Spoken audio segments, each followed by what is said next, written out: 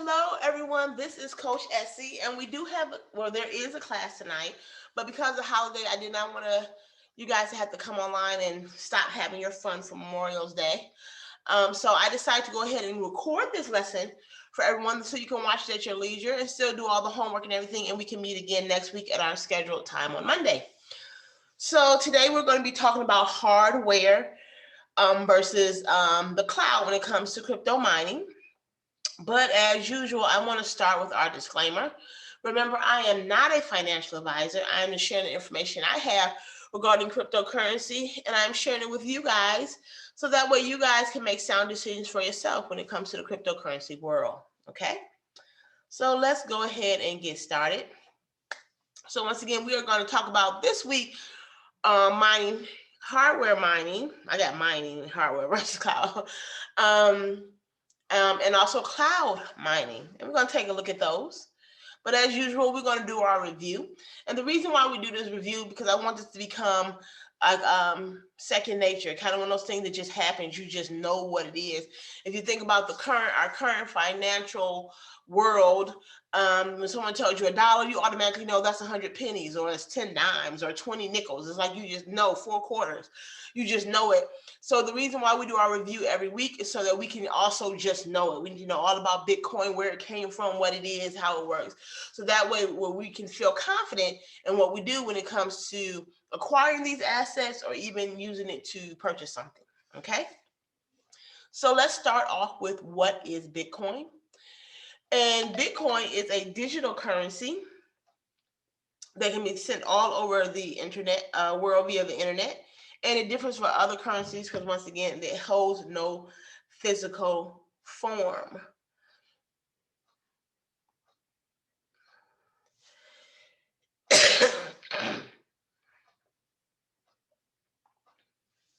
It holds no physical form. So if someone tries to tell you, I have 10 Bitcoin here, and they show you some coins or even something that looks like a dollar bill and asking you and telling you can purchase from them, we know that that's not true because this is completely done virtually. Secondly, we want to discuss who created Bitcoin. Once again, we don't know if it was a person or a group, but we do know there was somebody or a group of people called Satoshi Nakamoto that created Bitcoin in 2018. And today, to this day, that it does remain anonymous.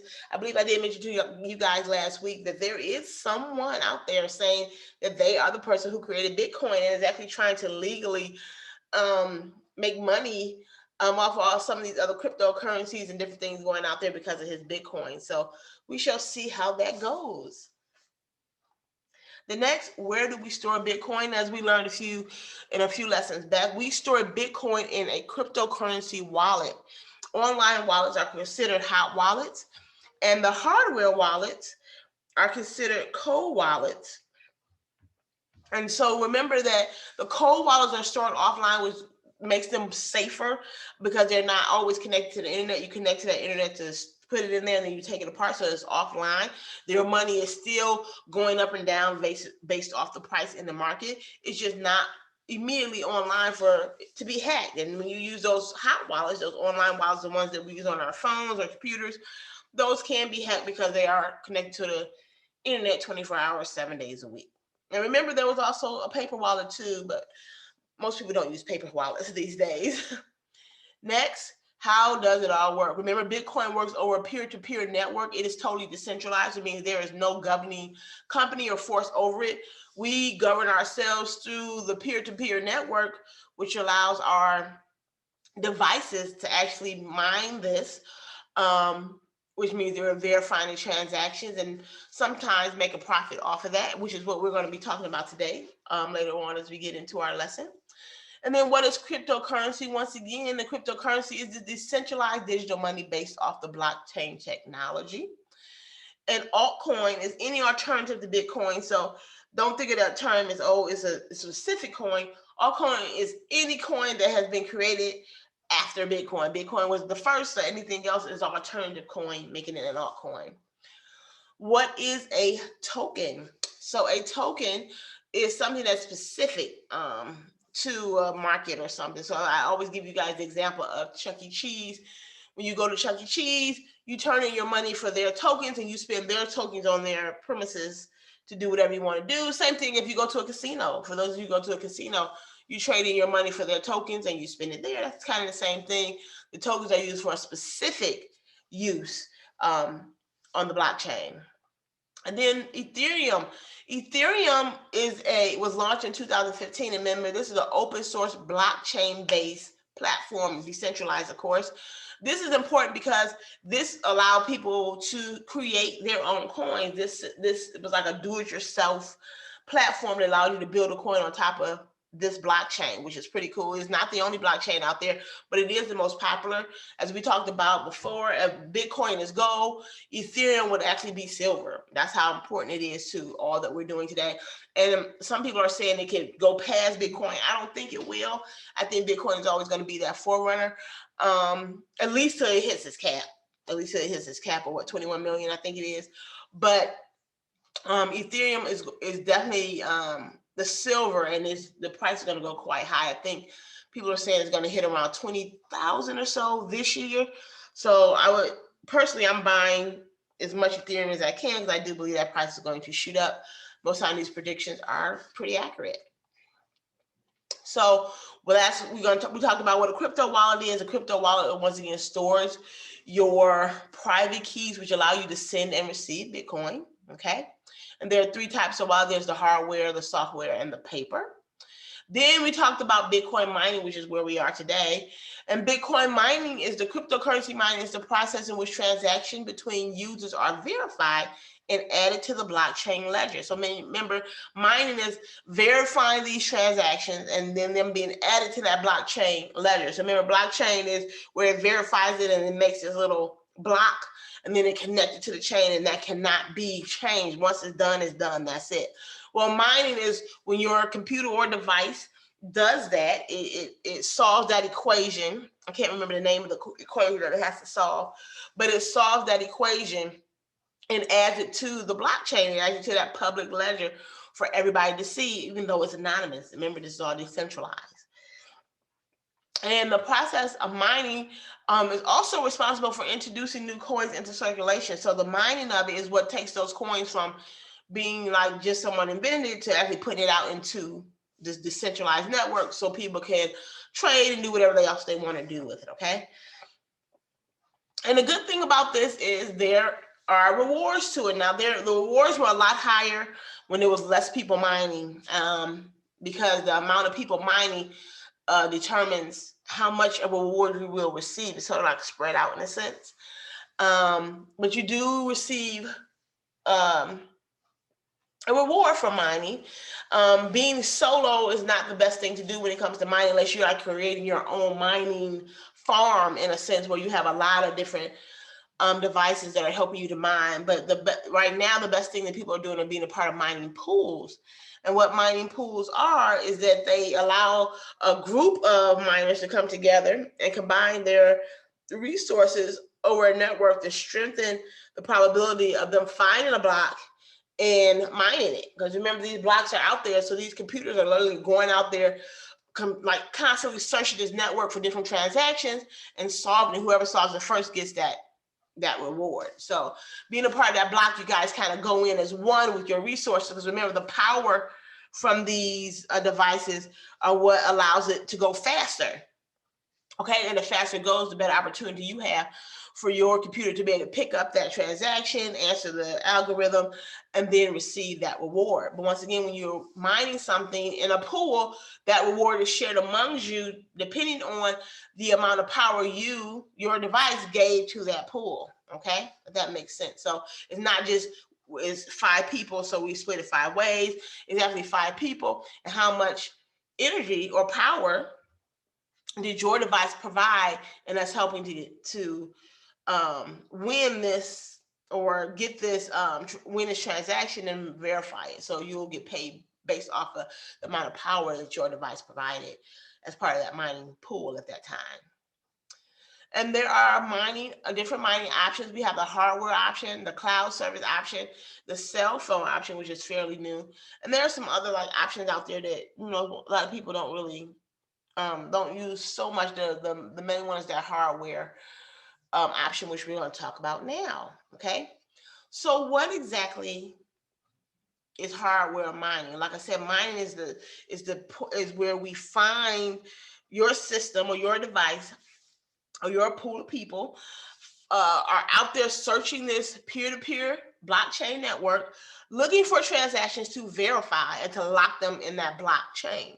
And if your computer or pool of computers, the pool you're part of, wins that transaction, or is able to go fast enough to get that transaction, what happened is you will verify that transaction and then receive those mining rewards. Well, when it comes to hardware, you need something that is fairly fast. I believe when they first started mining Bitcoin, you can use your regular computers to do it. I'm not sure how long that process took. I'm sure it took several days to complete that process. But your computer, regular computer could mine it. Then as time went on, they needed something a little bit faster, especially as more people began to mine. And I believe they went for a system called GPU system, which mined about 30 times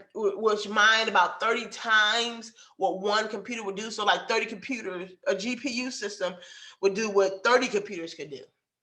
As far as mining. And then it went up to another system, which I can't remember the name of, it was just some letters, but it actually did not last long. And now we're at what we call the ASIC system or device that we're using when it comes to mining. And that ASIC stands for Application Specific Integrated Circuit.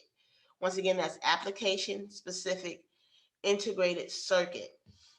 And right now, this is the best option for mining. This thing mines very fast, and it allows transactions to be verified in around 10 minutes. If your computer has enough power to be able to be the first one to hop on a transaction. So it will allow you to mine something in about 10 minutes or so. And like I say, that all is depending upon how many miners are mining at that time, the power source and all that. So, but typically this will allow you to mine something in about 10 minutes, especially if you're a part of a pool.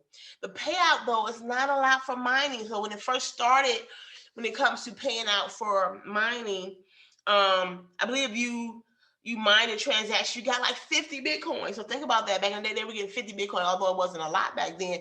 If you still have those Bitcoin now, it's a ton. But back then it wasn't a lot. But having 50 Bitcoin was pretty big. As time went on, it kind of, and I think every so many years that amount splits because of how many people are now mining this network. So right now, I believe the payout is around 12.5 Bitcoin, which is like 12 and a half Bitcoin for verifying a transaction and putting it into the blockchain. So which means everyone in that mining pool gets a share of that. So depending on how many people are in your mining pool, you would split that 12.5 for the mining. Oh, I think I did the wrong slide here. Let me go. There we go. For that mining. The next, how do you calculate how much you're actually going to make when it comes to mining? Like if you buy this system, because these systems can cost a lot, I think upward of about at least $3,000 or $4,000, and they can go a lot higher than that, I believe. So these systems are not cheap. So if you buy a system for like $4,000, when will you start making profit, or will you start making profit? So let's talk about the factors that are involved in that. So first thing you have to think about is there is a hash rate. And the hash rate is typically, it means how many guesses per second is going to take for your system to solve the hash. And the hash is the mathematical equation that has to be solved to verify that transaction. So the hash rate is how many guesses per second can your system guess, basically. The hash rate, what's that rate? And it has different like gigabytes, this and like that. It has different things where the rates that it actually does, it can be quite fast. But that's why you want a lot of power, so that you guys together can get as many guesses as you can to solve that equation, okay? Then like I say, there is a reward for the person or the group of people that solve that. Is 12.5 Bitcoin. And then there's a mining difficulty. How difficult was it to mine at that certain moment? So depending on how difficult it was to mine, it could take a lot more time to mine, or just difficulty because of how many people are in there mining, you trying to get it. All that's a factor as well. And then there's the cost of electricity. These systems are not cheap to run these systems because it takes a lot of power, whether the power is um, the electricity you're just running it, or the electricity you're going to use for the fans. You need to cool it down because it takes a lot of power, so it can be very hot where you are. One thing is not on here, excuse me, is the space that may be needed to mine these things if it's not your home. But you might want to think about that as well as the space. So if you're not using your home, it could be a thing with that too, which I don't have on here. And then the power consumption. So the amount of power that your device consumes to mine. So, how much power is it taking, for your particular device? What does it take for it to mine? And then you have the pool fees. When you join a mining pool, which most people do, what are the fees that are involved in um, this pooling that you have to pay that's coming out of that 12.5 is already split amongst however many people are in the pool.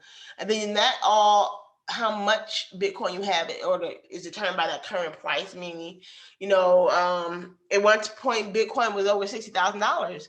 So that was a lot when they talk about 12 coins being split versus where it is now, which is still a lot, but we're back down to 30 something, $34,000. So that's almost double that it is when it comes to changing your Bitcoin for something else or spending it. So you have to think about that too.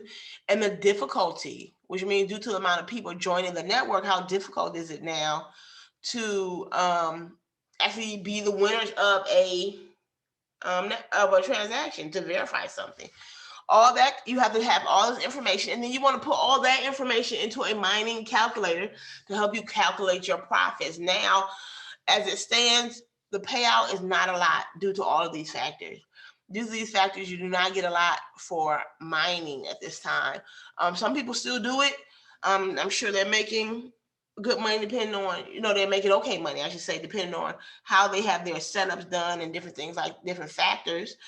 But the payout is not actually a lot when it comes to Bitcoin mining, not like it was before.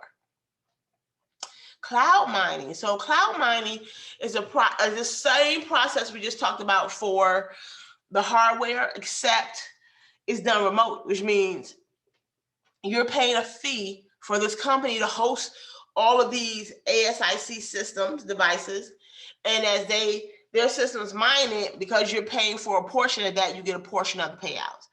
This too has a very low return, if any, believe it or not. Sometimes you can join these mining pools and there is no reward at all. So you want to make sure you calculate all that when you're talking about joining a mining pool, a cloud mining system, because like I said, there may not be any money to make it all, or it's very low and you're paying out money every month to be a part of this. So you want to check that and make sure that make sure it's going to be profitable for you. And like I say, the profitability factor is low, if any return or profit at all. And most of these, or when it comes to cloud mining, are scams, people. So you have to be careful. You could go online and sign up for this thing and they say they're going to give you this high profit of return and you're thinking it's going to be something major, but it's not. You don't get anything. They just say that they don't have any systems. They don't have anything.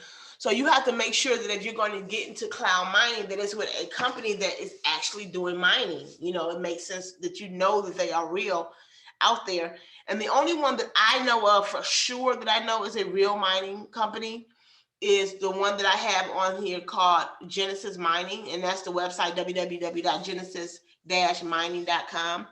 That they have been around for a very long time. And I do know that they are a real system, and they are constantly adding new nodes or nodes to their mining farm or pools. I say farm, mining farms, and so sometimes you'll see where they don't have any where you can't sign up, and then once the opportunity is available again, you can go and sign up, and they go pretty fast with this company.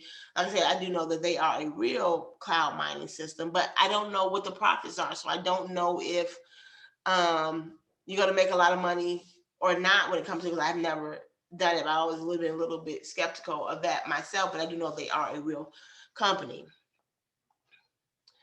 Now, what is the crypto of the day? I think I have the wrong crypto on here of the day, but I'm just going to go with you guys and I'll switch it out later.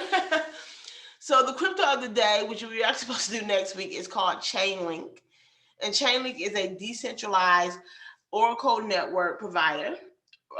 Provides reliable, tamper-proof inputs and outputs, which is current data for complex smart contracts on any blockchain. So this is like a really, really needed, necessary thing for almost a lot of smart contracts when we talk about smart contracts. So say you want to go and buy a house and you're going to use crypto to do so, and you know crypto is one transaction, one person to another, or one entity to another. There's no company in between you. You want to make sure that the current data regarding that house, or the current information regarding the pricing and whatever the information is, data, what the house is, if any changes were made to the house or whatever it is current when you're going to send your money.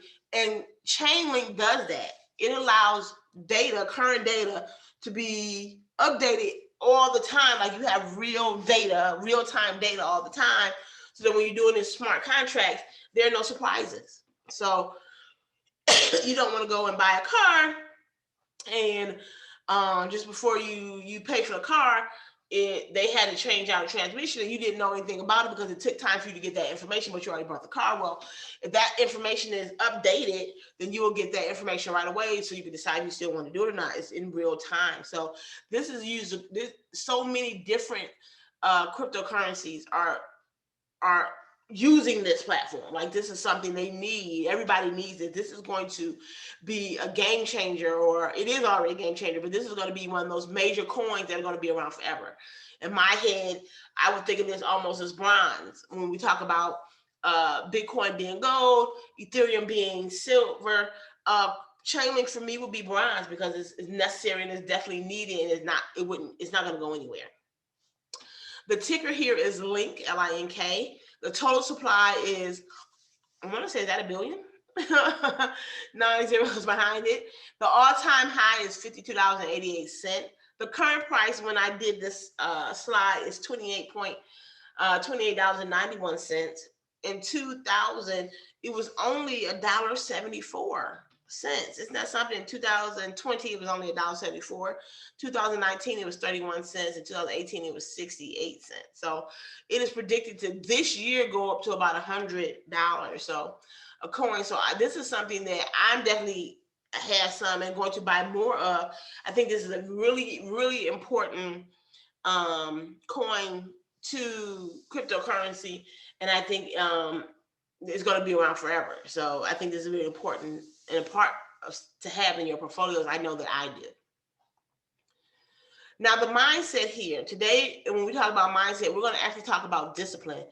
And the reason I want to talk about discipline is because we have to remember that it's not going to always be roses when we talk about cryptocurrency. It's not going to always be roses when we're talking about the things we have to do to find the cryptocurrency, stay on top of the news, update our portfolios and different things. It's not always going to be roses. It's not going to always be a happy or fun thing to do, but discipline is the key.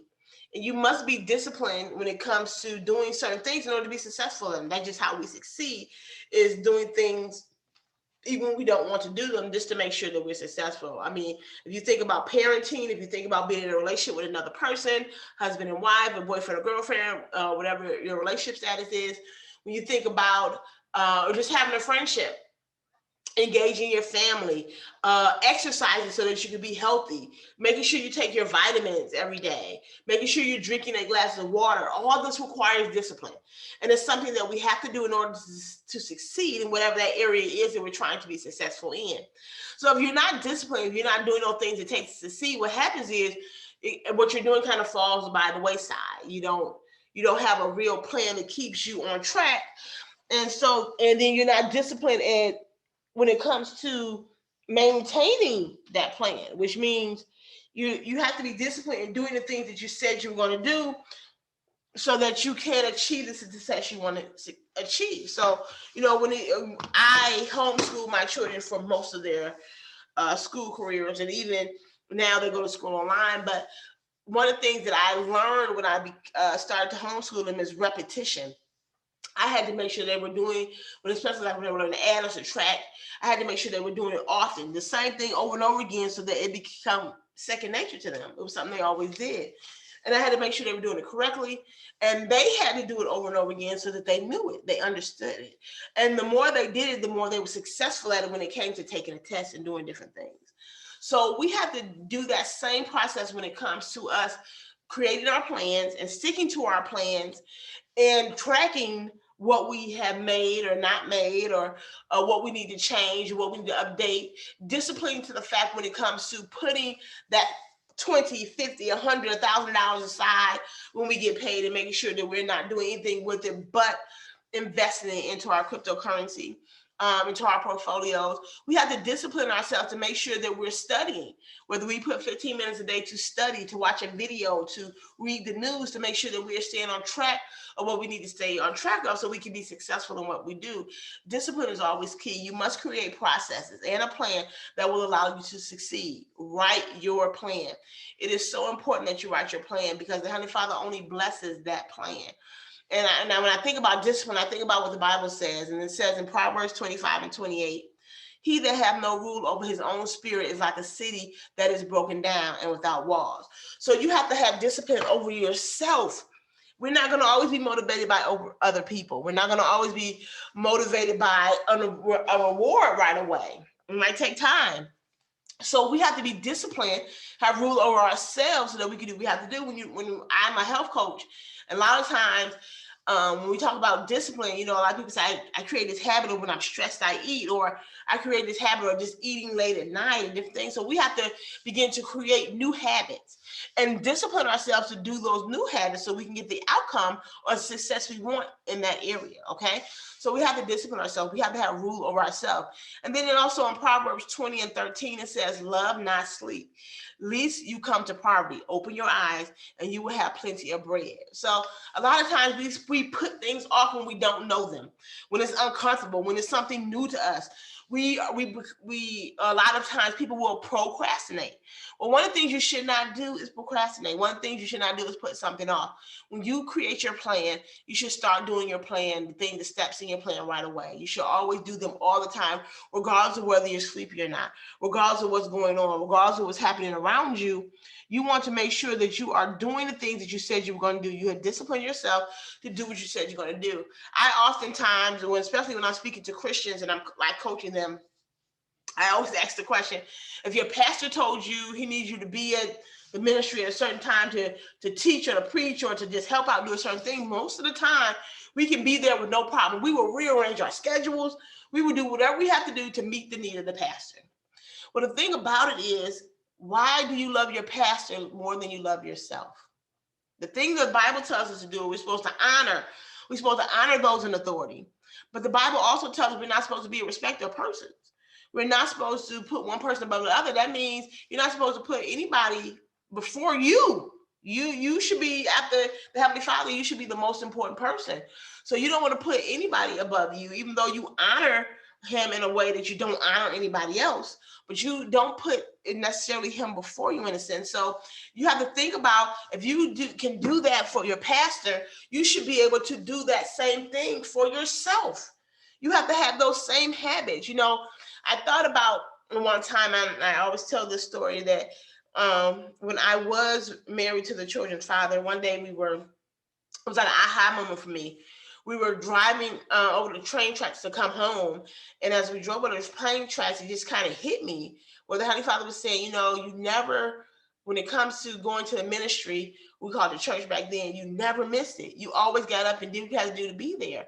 And he said, how come you can't do that for yourself? And at that time, the thing that I was trying to figure out, but not giving it my whole heart and doing it was my health at that time. I was going through a lot of health issues. At that time, the doctors said I had fibromyalgia, and they're trying to figure out what the next steps were and what I was going to do to resolve it. And I can honestly say that I had gotten to a point where I was just kind of sad and not sure what to do or how to do it, and got a little bit discouraged, and I was just kind of procrastinating about doing certain things, not sure what the outcome was going to be when I did my research. So I kind of got uncomfortable, and I kept putting it off and just doing different things. But when we were crossing train tracks that day, and the Heavenly Father said, you won't miss church for any reason. You won't miss going to the ministry. You had to be there when we were in Michigan. You wouldn't miss it. You had to be there. You did what you had to do. How come you don't do that for yourself? So I had to begin to change my mindset and realize that the Heavenly Father, He didn't make certain things important and certain things important. He is concerned about every hair on our heads. He's concerned about everything. And if we're following suit, we should be concerned about everything. Which means I had to be just concerned about my health as I am when it comes to going to the ministry. Because my health, if I don't love me first, and my health is not right, and I'm supposed to love me first. Oh, after the Heavenly Father, that's just what we're supposed to do. Because you're supposed to love your neighbor as you love yourself. Everything's about how you treat yourself with how you treat others. If I'm out of order, something is going wrong. If I'm loving anything more than I love myself, everything's out of order because I have to love things as I love myself. So I had to learn to love myself. And once I began to do that, the thing that I saw happen was I began to research whether it was a good, things I researched came out good or not. I began to do this research, and as I researched and started improving my health, I said, let me take this same discipline and put it to every aspect of my life. And as I did that, I began to see things in my life grow and to prosper in a way they hadn't prospered before. And that's one of the things I learned as I began to life coach and health coach. I noticed that, especially when it comes to millionaires, they apply that principle to everything they do. They apply the principle of making sure that everything is important. They are disciplining themselves to make sure they do what they need to do to make sure that what they do is successful. So if they create a plan, they follow the steps for that plan to make sure that that plan is successful. And then anything that does not go right according to their plan, they change it. They do more research and change it to make sure that it will be successful. So we have to make sure that we're taking the steps that we need to take for ourselves, just like we would when it comes to our ministries or going to our ministries or helping our pastors or helping our children or helping our spouses or doing a job that you that pays you to do it. So you change everything around to make sure you can get your paycheck. You have to do the same thing for yourself. It is very important that you first do that for yourself because it has to be in order. When I didn't do things in order, when I was more concerned about doing things at the ministry or doing things for other people instead of myself, I was sick. And because I was sick, I wasn't able to do what I wanted to do for the ministry. I wasn't able to do what I wanted to do for other people. I had to get myself together so that I could be available to continue to do those things that I was doing. So I can continue to help at the church, to continue to help in the ministry, to run my business, to be there for my children. So you have to understand that you have to do what you have to do for you. Be disciplined for yourself so that you can achieve the success that you want. So when we talk about creating our plans, which we should have been working on our plans, remember last week, that's what we're supposed to work on. I want us to make sure that we're creating the processes or the steps we need to take so that we can be successful. And then when we start doing those steps, which I hope we're going to start doing right away, that you discipline yourself to not give yourself an excuse not to do it, but you discipline yourself to make sure that you're getting done what needs to be done, regardless of what's going on, okay? And then next thing we're going to talk about, here's our homework. And I have on here too, research Chainlink, which that was supposed to be for next week. I think last week I gave you guys the to look up Polkadot or Pokedex. So let's keep that with Pokedex since we did not meet this week. Do your Pokedex and we'll go over that next week. And then I want you to revise your plan and put in your steps and things for your plan. And if you like, go ahead and give me a review, and that's that link there. And also refer a friend. We do have a new class that started. I think we're in session 3. So I think it's the last week they can actually hop in and be a part of that session. So if you want to refer a friend, you can do that as well. Well, I hope that you guys enjoy this lesson. I can't wait to meet with you guys next week, Monday. If you have any questions before then and want to meet with me, the number is on the screen, and also the link where you can do a 15-minute session with me if you need to. And I'll see you guys next Monday. Enjoy the holidays.